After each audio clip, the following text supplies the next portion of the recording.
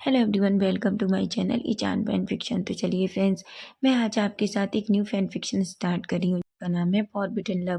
Friends, ये वांगचियन FF है। मैंने इस स्टोरी को थोड़े अलग तरीके से लिखा है। आई होप आपको ये स्टोरी अच्छी लगे। तो चलिए स्टोरी की स्टार्टिंग करते हैं। तो स्टोरी की स्टार्टिंग में ही हमें एक लड़के को देखते हैं जो दो तस्वीरों के सामने खड़ा है और उसकी आंखों से आंसू गिर रहे हैं। उसने अपने एक हाथ में एक बच्चे को पकड़ रखा है, जो एक छोटा सा बच्चा उसकी चेस्ट से लगा है, और दूसरे हाथ में उसका तैयार किया हुआ बैग है। वो उन तस्वीरों के सामने देखता है और कहता है, सीजे, अब मैं यहाँ नहीं रह सकता। मैं यहाँ सिर्फ आपकी वजह से था, लेकिन अब मुझे पता है, अगर मुझे आपने जो जिम्मेदारी मुझे दी है उसे संभालना है तो मुझे यहाँ से बाहर जाना होगा। मैं नहीं जानता सीजे, मैं अब क्या करूँगा, लेकिन मैं आपसे वादा करता हूँ, आपने मुझे जो जिम्मेदारी दी है मैं उसे बहुत अच्छे से निभाऊंगा। ये और कोई नहीं बल्कि विंग है। विंग बहुत टाइम पहले उसके माता पिता जो गुजर चुके थे, जब उसकी सीजे याली ने जिनजुशियान से शादी की तो वो अपनी सीजे और अपनी सीजे के हस्बैंड जिनजुशियान के साथ रहता था। वो दोनों से बहुत प्यार करते थे, लेकिन कल एक एक्सीडेंट में उसकी सीजे और उसके हस्बैंड दोनों एक्सपायर्ड हो गए। लेकिन पीछे वो एक छोटा सा बच्चा छोड़ गए जिसकी जिम्मेदारी यानली ने विंग को दे दी है। विंग भी अब उस जिम्मेदारी को निभाने के लिए पूरी तरीके से तैयार है।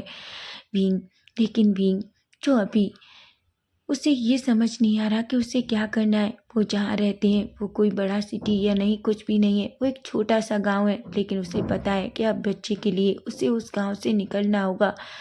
वो उसकी आंखें आंसुओं से भरी हुई थी। वो उन तस्वीरों की तरफ पलटता है और कहता है, चाहे कितनी भी परिस्थितियाँ आए, लेकिन मैं आपसे वादा करता हूँ, मैं मैं हमेशा आपकी जिम्मेदारी का ख्याल रखूँगा।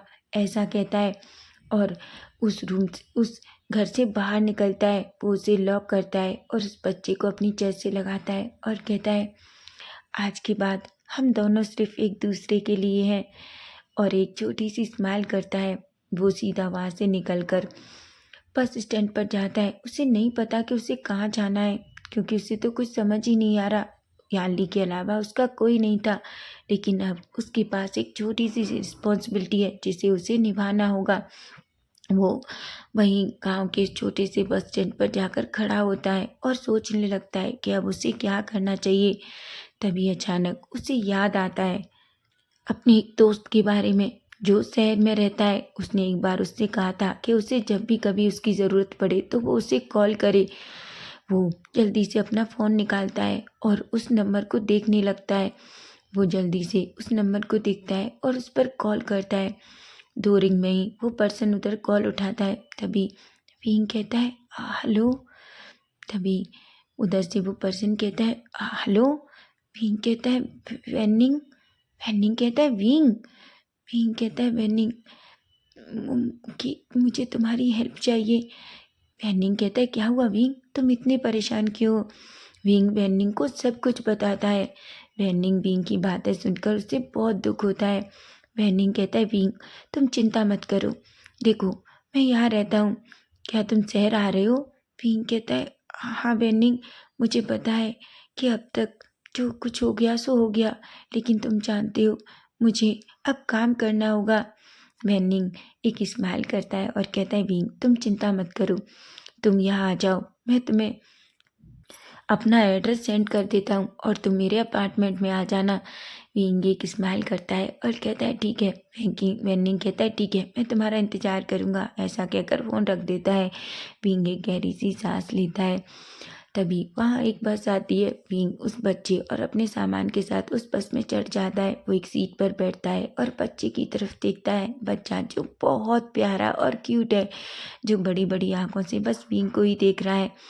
विंग एक गहरी सी सांस लेता है और उस बच्चे की तरफ देखकर कहता है, मैं तुम्हें दुनिया की सारी खुशियाँ दूंगा, समझे तुम? और याद रखो, आज से तुम्हारे मॉम डैड सब कुछ मैं ही हूँ। तुम बिल्कुल मेरे सीजे के जैसे हो। ऐसा कहता है और उस बच्चे की फोrehead पे किस कर लेता है।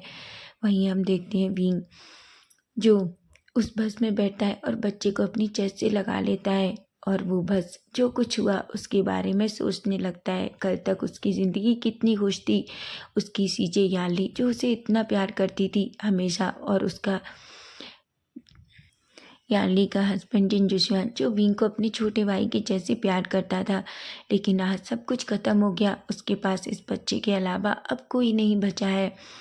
उसकी आंखों में फिर एक बार आंसू आ जाते हैं और बस यही सोचते सोचते वो सफ़र कब ख़त्म हो जाता है उसे पता भी नहीं चलता। बस सीधा शहर के बस स्टैंड पर जाकर रुकती है। विंग नीचे उतरता है, सामान और बच्चे को अच्छे से नीचे उतारता है और तभी वो एक टैक्सी बुलाता है, उसमें बैठता है और सीधा उस एड्रेस पर निकल जाता है जो वेंडिंग ने उसे दिया था। सीधा वो उस एड्रेस पर थोड़ी देर में पहुंच जाता है। वो टैक्सी से बाहर निकलता है और उसे वो किराया देता है और सीधा अंदर चला जाता है। वो एक गहरी सी सांस लेता है। ये कहना गलत होगा कि विंग घबराया हुआ नहीं था, वो बहुत घबराया हुआ था। इससे पहले वो कभी शहर नहीं आया। हाँ, जिनजुशुआन के साथ एक दो बार वो सामान लेने के लिए शहर आया है, लेकिन सिर्फ उसने कुछ ही सब हिस्सा उस शहर का देखा है। लेकिन आज वो हमेशा के लिए इस बड़े से शहर में रहने के लिए आया है। वो एक गहरी सी सांस लेता है और डोरबेल बजाता है। दो डोरबेल पर ही डोर ओपन होता है। पेनिंग जो विंग को देखता है और जल्दी से विंग को टाइटली हग कर लेता है। विंग भी वेनिंग को हग करता है। वेनिंग विंग को अंदर बुलाता है और वो दोनों अंदर जाते हैं। तभी वेनिंग बच्चे की तरफ देखता है और कहता है, विंग। विंग एक गहरी सी सांस लेता है। वेनिंग कहता है, विंग तुम चिंता मत करो, सब कुछ ठीक हो जाएगा। तुम जानते हो शहर में जॉब की कोई कमी नहीं है, तुम्हें कोई ना कोई काम तो मिल ही जाएगा। विंग कहता है, वेनिंग मैं नहीं जानता, तुम अच्छे से जानते हो मैं ज़्यादा पढ़ा भी नहीं हूँ, क्या मुझे कोई काम देगा। वेनिंग कहता है, विंग तुम इतना क्यों सोच रहे हो, तुम्हें 100% कोई ना कोई काम तो मिल ही जाएगा, ऐसा कहता है। इस पर विंग बस कहता है। वेनिंग कहता है, वैसे भी तुम थक गए होगे, थोड़ा आराम कर लो और मुझे इसको दो, मैं थोड़ा टाइम इसके साथ खेलना चाहता हूँ। विंग कहता है, वेनिंग प्लीज़ इसका ख्याल रखना। वेनिंग कहता है, तुम तो ऐसे कह रहे हो जैसे मैं बच्चा नहीं पकड़ सकता, ऐसा मत कहो विंग। विंग एक स्माइल करता है और कहता है, मेरा ये कहने का मतलब नहीं था, मुझे पता है कि तुम इसका अच्छे से ख्याल रखोगे, ऐसा कहता है। वेनिंग उस बच्चे को अपने हाथों में लेता है और कहता है, ये तो बहुत क्यूट है। तभी वो विंग की तरफ देखता है और कहता है, विंग तुमने इसका नाम क्या रखा है। विंग कहता है, चीज़ें हमेशा चाहती थी कि इसका नाम जिंगी हो, लेकिन तुम जानते हो मुझे आयुआन नाम पसंद है, इसलिए मैं इसका नाम आयुआन रख रहा हूँ। जिस पर वेनिंग कहता है, बिल्कुल आयुआन नाम बहुत अच्छा है और मुझे भी पसंद है, ऐसा कहता है। विंग जो सीधा उस रूम के सामने जाता है जहाँ वेनिंग ने उसे बताया था। वो अंदर जाता है, अपना सामान रखता है। हालांकि वो अपार्टमेंट ज़्यादा बड़ा नहीं था, लेकिन उसमें दो छोटे छोटे रूम थे, एक छोटा सा किचन, छोटा सा हॉल और उन दोनों रूमों में अटैच बाथरूम। विंग एक गहरी सी सांस लेता है, अपना सामान रखता है और वो सीधा वॉशरूम में जाता है, फ्रेशन अप होता है, अपने कपड़े बदलता है और बाहर आता है। वहीं वेनिंग जो अभी भी बच्चे के साथ खेल रहा था, विंग उन्हें देखता है और उसके सामने आता है और कहता है, इसका दूध का टाइम हो गया है। वेनिंग कहता है, क्या तुम उसे दूध पिलाने वाले हो। विंग कहता है, बिल्कुल। वेनिंग कहता है, क्या, पर कैसे। विंग जो वेनिंग की तरफ देखता है और कहता है, क्या तुम्हारा दिमाग खराब है, तुम क्या सोच रहे हो। विंग कहता है, वेनिंग कहता है, कुछ भी नहीं, मैं तो बस पूछ रहा हूँ तुम आखिर इसे दूध कैसे पिलाओगे। तभी विंग एक बॉटल निकालता है और कहता है, वेनिंग क्या दूध है। वेनिंग कहता है, हाँ किचन में है। विंग कहता है, क्या तुम उसे बहुत मामूली सा गर्म करोगे। वेनिंग कहता है और वो किचन में चला जाता है। विंग जो बच्चे की तरफ देख रहा था, बच्चा भी विंग की तरफ देखता है और अपने छोटे छोटे हाथ विंग के फेस की तरफ करता है। विंग एक स्माइल करता है।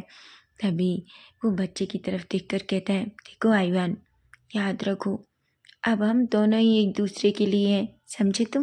मैं जल्दी से ही कोई अच्छी सी नौकरी करूँगा, फिर मैं तुम्हें वो सब कुछ दूंगा जो तुम डिज़र्व करते हो, ऐसा कहता है और एक स्माइल करता है। वहीं वेनिंग उस दूध की बोतल में दूध डालकर लेकर आता है और विंग को देता है। विंग धीरे धीरे उस दूध को बच्चे को पिलाता है और धीरे धीरे आयुआन जो नींद में चला जाता है। विंग एक गहरी सी सांस लेता है। तभी वैनिंग विंग की तरफ देखता है। विंग की आंखों में आंसू थे। वैनिंग कहता है विंग।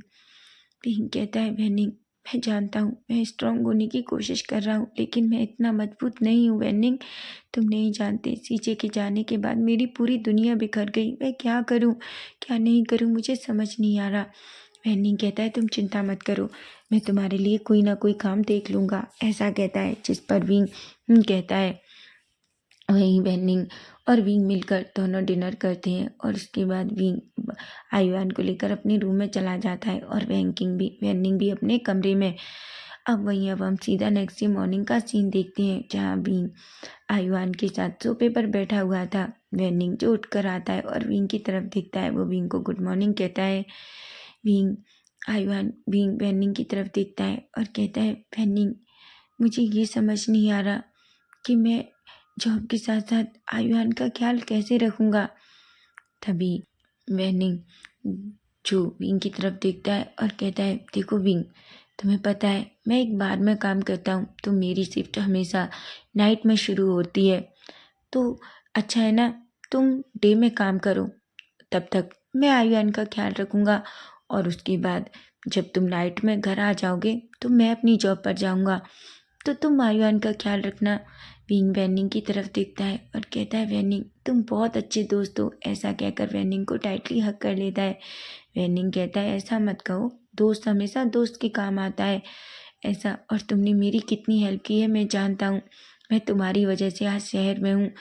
अगर तुमने उस दिन मेरी हेल्प नहीं की होती तो तुम जानते हो ना, मैं आज यहाँ नहीं होता। विंग एक स्माइल करता है और कहता है ऐसा मत कहो, ऐसा कहता है। वहीं हम देखते हैं वेनिंग और विंग मिलकर दोनों जो ये देख रहे थे कि कोई जॉब विंग के लिए है कि नहीं। वो कई जगह कॉल करते हैं, लेकिन विंग के पास ना तो कोई एक्सपीरियंस है काम करने का और ना ही कोई अच्छी क्वालिफिकेशन जिससे विंग को कोई अच्छी पोस्ट के लिए जॉब मिल जाए। दोनों थक जाते हैं। विंग कहता है क्या मैं तुम्हारे साथ जॉब करूं? हेनिंग कहता है नहीं, वो तुम्हारे लिए सेफ नहीं होगा, और वैसे भी तुम अच्छे से जानते हो आयुआन बहुत छोटा है और तुम्हें आयुआन के हमेशा हम दोनों में से किसी एक को आयुआन के पास रहना होगा। भीम, वैसे भी मैं नहीं चाहता कि तुम उस बार में काम करो, तुम नहीं जानते वहाँ बहुत ही अलग तरीके के लोग आते हैं। अभी विंग कहता है तो तुम वहाँ क्यों जॉब कर रहे हो? विंग कहता है एक्चुअली मेरा वहाँ काम किसी को बाहर में सर्व करने का नहीं है। भीम कहता है तो तुम्हारा क्या क्या है? तभी वेनिंग जो उसकी तरफ देखता है और कहता है मैं बस वहाँ गार्ड बनकर खड़ा रहता हूँ। भीम जो वेनिंग की तरफ देखता है और कहता है तो तुम बहुत थक जाते होगे। वेनिंग कहता है पहले थक जाता था, पर मुझे अब आदत हो गई है। विंग एक गहरी सी सांस लेता है और कहता है वेनिंग, ये सब कितना मुश्किल है। वेनिंग कहता है तुम चिंता मत करो, सब कुछ ठीक हो जाएगा, ऐसा कहता है। जिस पर विंग बस कह देता है। वहीं अब हम देखते हैं, अब ऐसे ही 1 वीक निकल जाता है। विंग बहुत सारी नौकरी ढूंढता है, लेकिन उसे कहीं जॉब नहीं मिलती। विंग पूरी तरीके से थक जाता है। आखिर वो कब तक वेनिंग पर इसी तरीके से बोझ बनकर रहेगा। और वो जब वेनिंग को ये बात पता चलती है तो वेनिंग विंग को समझाता भी है, लेकिन विंग को ऐसा लग रहा था जैसे उसके लिए कुछ है ही नहीं। तभी विंग जो पूरी तरीके से थक के सोफे पर बैठा हुआ था, कि तभी वेनिंग कहता है विंग देखो, एक जॉब देखो। विंग, ये कोई ज़्यादा जॉब नहीं है, तुम्हें बस उस कंपनी में सीईओ के ऑफिस की देखभाल करनी है, उसकी सफाई करनी होगी और सिर्फ सारा का सामान व्यवस्थित रखना होगा, और उस सीईओ के लिए उसे जो भी चाहिए वो उसे ला कर देना होगा। विंग कहता है ये कैसी जॉब है? तभी वेनिंग कहता है तुम जानते हो, पैसे वाले लोग ऐसे ही होते हैं, उन्हें हर काम के लिए एक आदमी चाहिए होता है। विंग कहता है मतलब? तभी वेनिंग कहता है देखो, ये एक ऐसी जॉब है जहाँ तुम्हें वो जो सीईओ होगा उसके उस केबिन को साफ सुथरा रखना होगा, उसकी जो फाइलें होंगी उन्हें हमेशा व्यवस्थित रखना होगा, और जब भी उस सीईओ को कॉफ़ी चाय या कुछ भी चाहिए वो तुम्हें उसे ला कर देना होगा बस।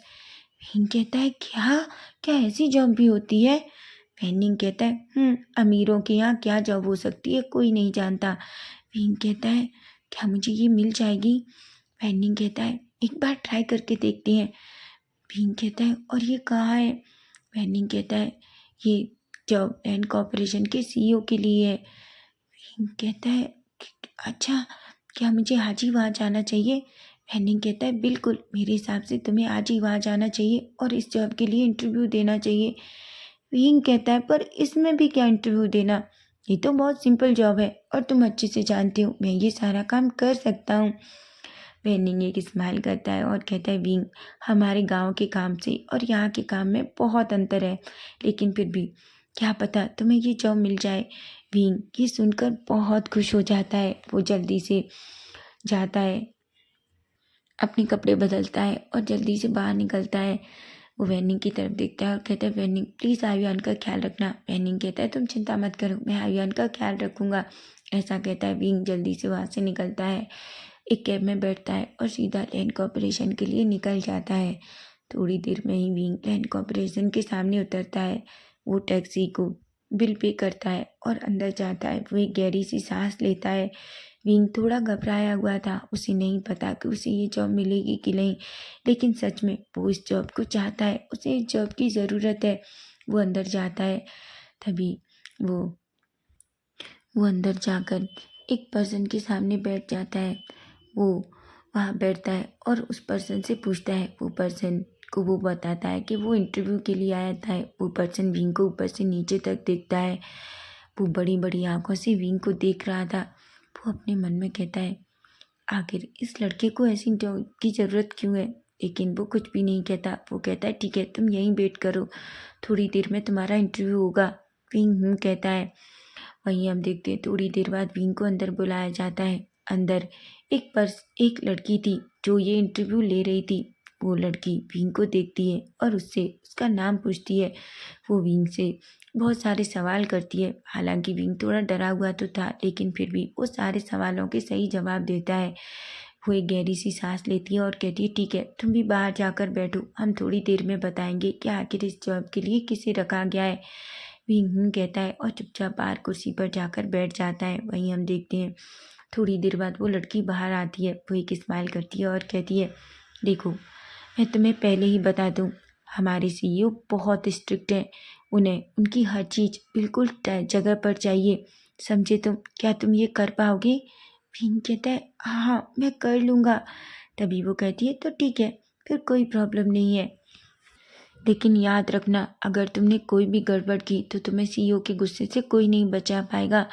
बींग कहता है। तभी वो कहती है देखो वैसे तुम ज़्यादा काम नहीं है, जब सीईओ ऑफिस केबिन से बाहर हो तभी तुम्हें उसे क्लीन करना है और बेवजह उनके केबिन में एंट्री नहीं करनी है। अगर वो तुमसे कुछ मंगाते हैं तभी तुम अंदर जाओगे, ठीक है?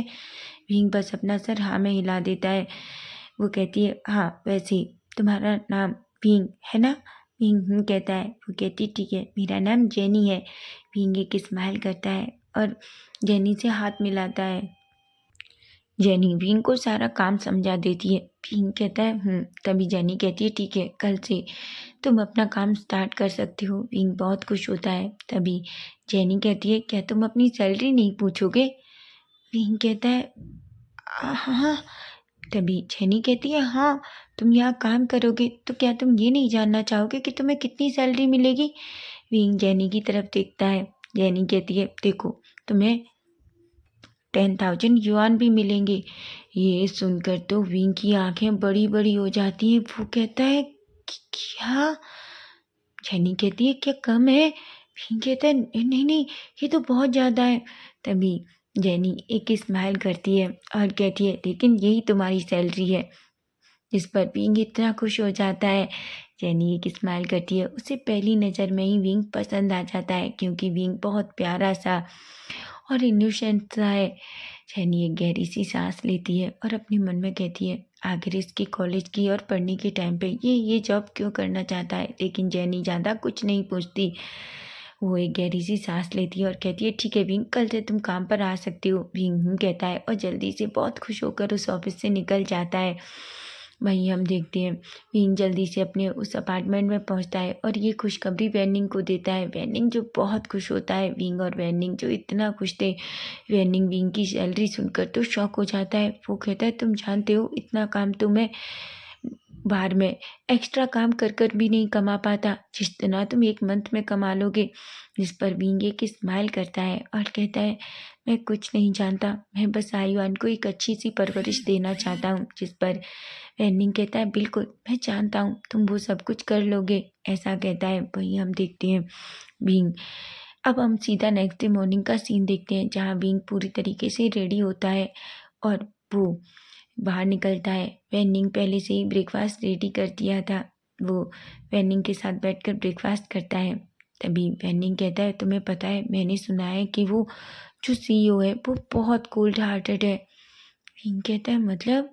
तभी वो कहता है, तुम जानते हो वो पूरी तरीके से ठंडा इंसान है। मैंने सुना है उसे बहुत जल्दी गुस्सा आता है और अगर किसी काम में थोड़ी भी गड़बड़ हो जाए तो वो लोगों को पनिश भी करता है। तुम जानते हो वो उम्र में भी ज़्यादा बड़ा नहीं है, वो अभी सिर्फ 25 ईयर का है, लेकिन वो एक बहुत बड़ी लैंड कॉर्पोरेशन संभाल रहा है।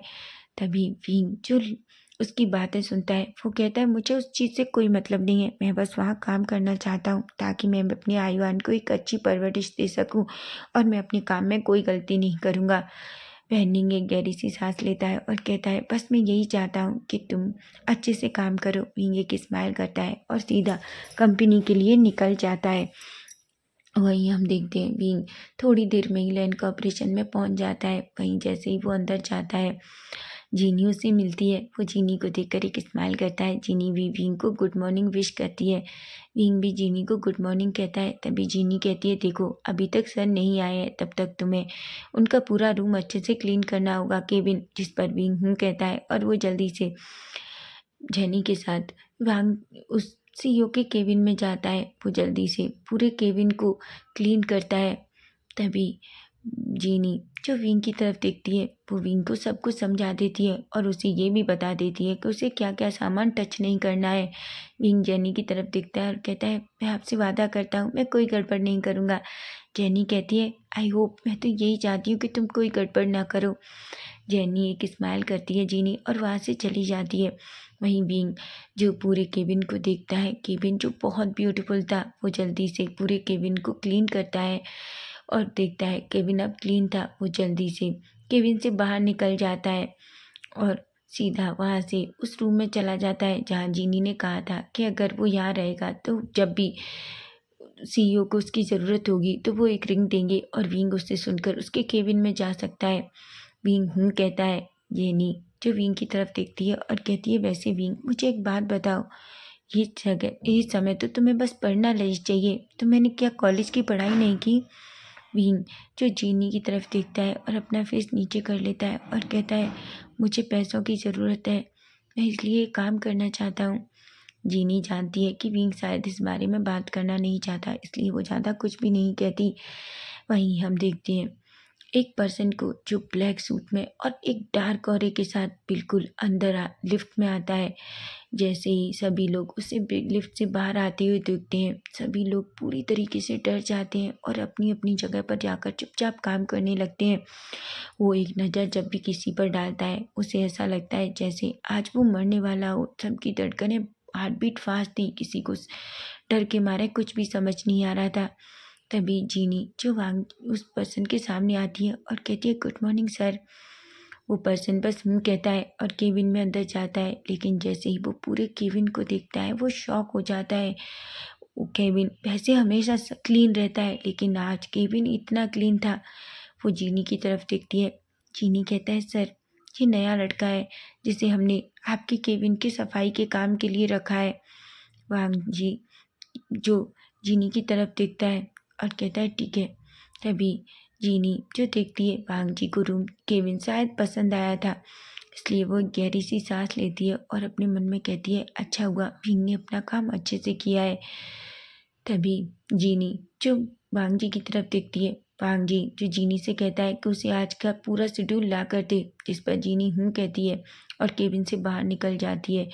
वांग जी जो अपनी चेयर पर बैठता है, लेकिन अभी भी वो बस रूम को देख रहा था। पूरा रूम जिस तरीके से शाइन कर रहा था, वो अपने मन में कहता है, आखिर शायद वो कोई ओल्ड इंसान ही होगा जिसे काम करने का इतना एक्सपीरियंस है, ऐसा सोचता है और एक गहरी सी सांस लेता है। वहीं वो थोड़ी देर बाद एक डोर बजाता है। जैसे ही वो उस बेल को बजाता है, विंग को सुनाई देती है और वो डोर पर जाकर खड़ा होता है और अंदर से कहता है, मैं आई कम इन सर। वांगजी जैसे ही सामने देखता है वो शॉक हो जाता है। वो बड़ी बड़ी आंखों से बस विंग को ही देखने लगता है। वहीं विंग जिसकी नजरें वांगजी से मिलती हैं, वो शॉक हो जाता है और बस बड़ी बड़ी आंखों से वो भी विंग को जी देखने लगता है। तभी वांगजी कहता है, तुम कौन हो? विंग कहता है, सर मैं वो नया आपका केबिन क्लीन करने वाला क्लीनर हूँ। तभी वांगजी कहता है, तो क्या तुम हो? विंग कहता है। वांगजी तो शॉक था। वांगजी को बिलीव ही नहीं हो रहा था। वो तो सफाई करने वाले को कोई बहुत ही एजिड या कोई बेचारा इंसान समझ रहा था, लेकिन सामने जिस पर्सन को वो देखता है उसकी तो आंखें बड़ी बड़ी हो जाती हैं। वांगजी तो विंग से अपनी नजरें हटा ही नहीं पा रहा था। वहीं विंग कहता है, सर क्या आपको कुछ चाहिए? वांगजी अपने सेंस में आता है और कहता है, हाँ मुझे एक ब्लैक कॉफ़ी चाहिए। विंग कहता है और सीधा उस केबिन से बाहर चला जाता है। वांगजी जो अभी भी बस जाते हुए विंग को देख रहा था।